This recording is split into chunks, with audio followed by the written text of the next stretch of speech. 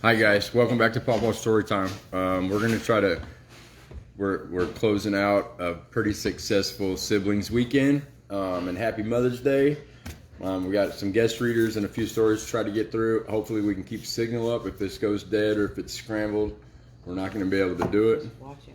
So it looks like we got a good feed going. So I'm gonna get started here. And if you hear background noises, that's just my brothers and sisters in there. There was a story going around about a Special Olympics. For the 100-yard dash, there were 9 contestants, all of them so-called physically or mentally disabled. All 9 of them assembled at the starting line, and at the sound of the gun, they took off. But one little boy didn't get very far. He stumbled and fell. It's buffering. We're not scrambled though, right? Nope. Mm-mm. Okay. Just like. Okay. He stumbled and fell and hurt his knee and began to cry. The other 8 children heard the boy crying. They slowed down, turned around, and ran back to him. Every one of them ran back to him. The little boy got up, and he and the rest of the runners linked their arms together and joyfully walked to the finish line. They all finished the race at the same time.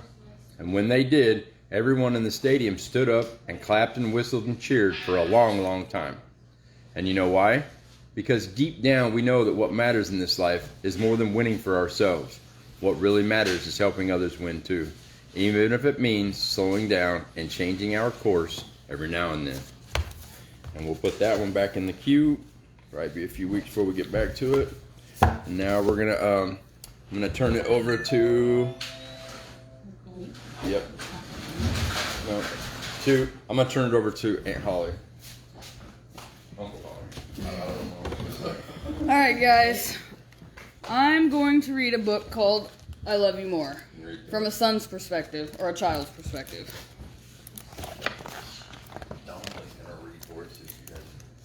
Walking along a path one day, a mother turned to her son and asked, "Just so how much do you love me?" Ready for the question, the little boy took her hand and began.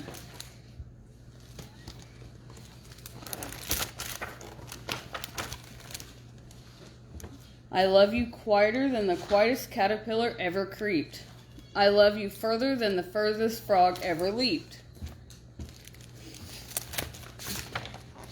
I love you bigger than the biggest bubble ever blown. I love you freer than the freest kite ever flown. I love you higher than the highest swing ever swung. I love you sweeter than the sweetest song ever sung. I love you longer than the longest lollipop ever lasted. I love you louder than the loudest rocket ship that ever blasted. I love you taller than the tallest giraffe ever grown. I love you so much more than you've ever known.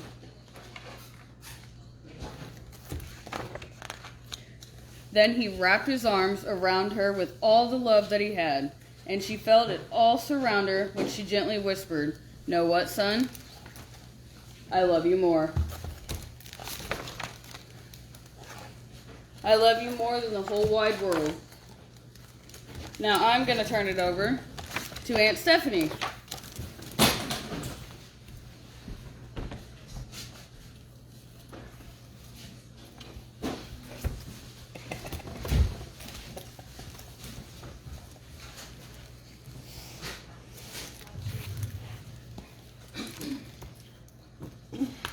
So I'm going to read it from the mom's perspective. What Mama Because said. this is what Holly gave to me. Walking outdoors one day, a little boy turned to his mother and asked, "Mommy, just how much do you love me?" Surprised at the question, but Is that no the wrong delay. side? She replied with a smile. Okay. I love you higher than the highest bird ever flown. I love you taller than the tallest tree that ever grew.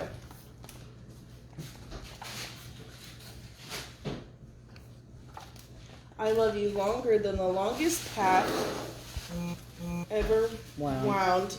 I love you prettier than the prettiest flower ever found. Oh, that's so sweet.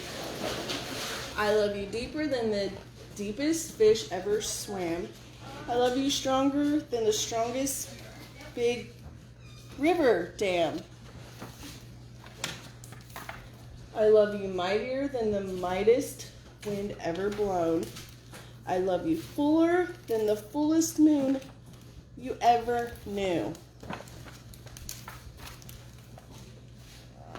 I love you brighter than the brightest star ever shone. I love you more than so much more than you've ever known. Then she wrapped her arms around him with all the love that she had, and he felt it all surround him.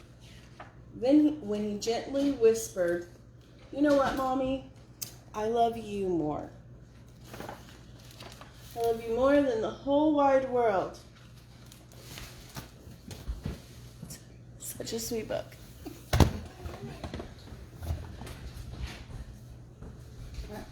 Just, hey, introduce yourself since Stephanie forgot you. I'm Nicole, Aunt Nicole. Aunt Nicole, and I'm reading Walt Disney's Mary Poppins. She's supercalifragilisticexpialidocious. Michael Banks and his sister Jane looked down from their nursery window at the line of new nursemaids waiting to be interviewed. "Oh dear," wailed Jane.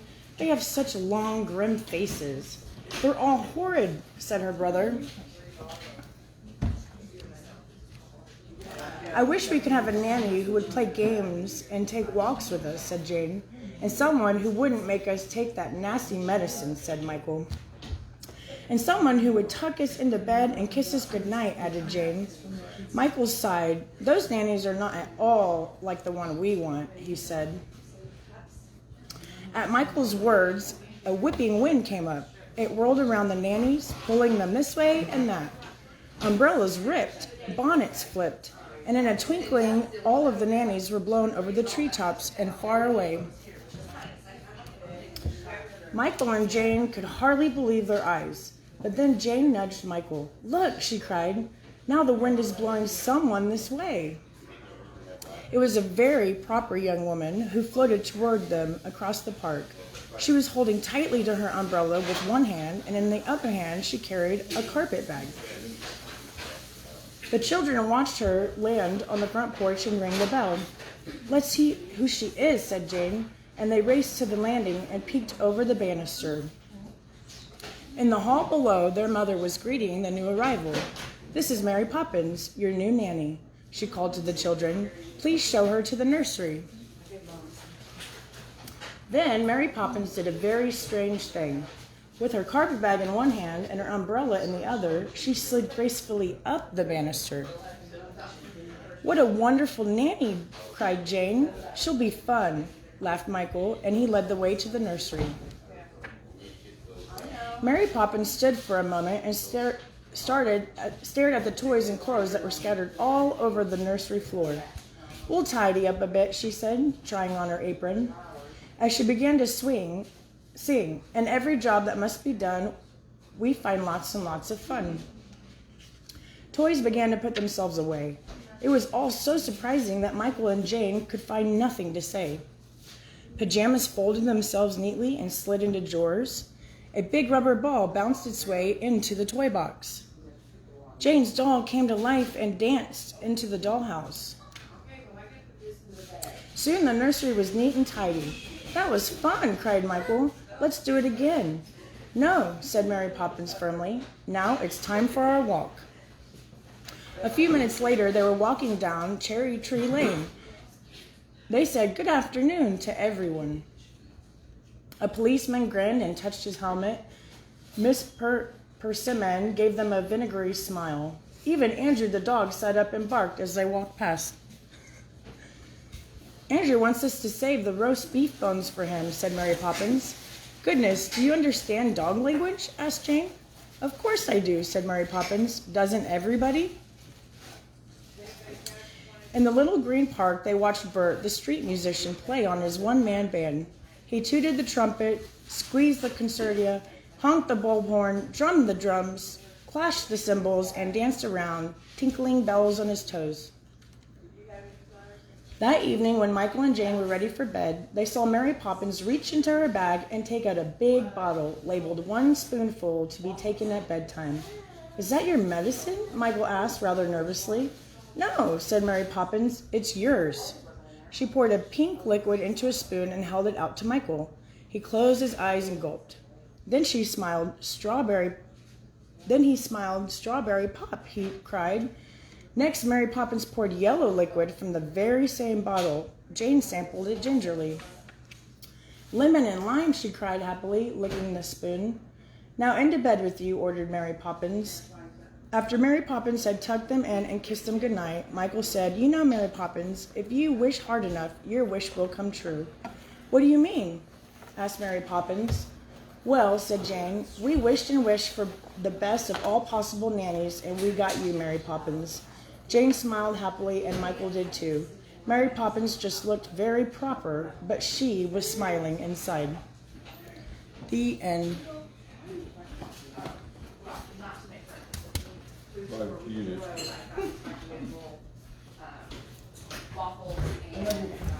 I didn't know Story's gonna be over so soon. I was eating some cheeses. So everybody did a really good job. So, and I really love the fact that everybody wanted to help. Everybody. Like I was beating them off with sticks, everybody that wanted to read here. You have no idea. And we're going to close it up with Don't Sweat the Small Stuff with Your Family, or Chapter 9. Think of taking care of your home like painting the bridge. An architect once told me something that truly amazed me about the amount of work it took to maintain the Golden Gate Bridge in the San Francisco Bay Area. He said the bridge is painted virtually every day of the year. In other words, by the time the work is done, it's time to start over. It's never done. Instead, it's literally an ongoing process. Furthermore, in the absence of this constant care, the bridge would be in jeopardy of expensive wear and tear as well as more cosmetic consequences. One day it dawned on me that taking care of a home is much like painting the extraordinary bridge. And thinking of it in those terms has been an enormous relief in my life. Like most people, I used to get overwhelmed about the care and maintenance of our home. If something was in need of repair or disorganized, it would make me nervous and frustrated. Looking back, it seems that I was frustrated most of the time because it seemed like something was always going wrong with our home. A sink needed repair, a room needed paint, attic needed cleaning, dishes needed done, a closet was a mess, weeds needed pulled, and so forth. It was as if I felt that there would come a time when it would somehow all be done. And I fantasized about when it was finally finished, I'd be able to feel relaxed and satisfied. Well, several years later, the house is still in process. The weeds still need to be pulled, the attic still gets messy, dishes are still in the sink, and my daughter's room needs paint once again. In a way, it's exactly like the Golden Gate Bridge. It's never done, and it never will be. The only difference is now I understand and have accepted the fact about having our home. Looking at my home in this way has been a tremendous relief. Now, instead of panicking or overreacting when something isn't finished or needs to be done, I'm able to keep it in a much better perspective. I'm not suggesting that I don't work hard to keep things in good repair and orderly, because I do, only I'm not nearly as attached to completing the project. My guess is that if you look at your home in this way, it will be of tremendous relief. In all likelihood, you'll have even greater appreciation for the things that you do get finished and less frustration over those things that don't. That's it. I guess that's going to do it. I think we kept our signal up the whole time. Everything went the way it was supposed to. I love you guys for being exactly who you're supposed to be, and nobody gets to decide that but you. And remember that our minds, just like our books, work better when they're open. We love you. Signing off from Siblings Weekend in Climax Springs, Missouri.